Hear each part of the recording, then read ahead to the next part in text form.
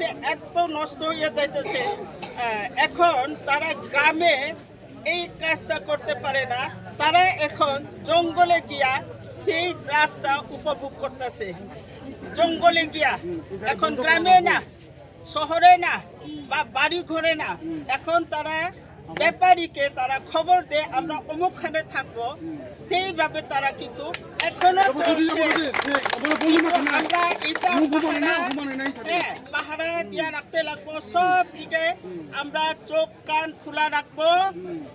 যেখানে যেখানে যাই সেখানে আমরা একটু ডিউটি দিতে লাগবো। আমরা যদি ইনফরমেশন পাই যে কোনো বাড়ির অমুকখানে আছে, এইভাবে যদি আমরা খবরটা পাই, আমরা কিন্তু সেখানে দৌড়ে যাব। সরকার আমাদেরকে কি বলে না বলে আমরা সেই দিকে দেখতাম না, কিন্তু আমরা আমাদের ছেলে মেয়েদের ভবিষ্যতের দিকে চেয়ে কিন্তু আমরা এটা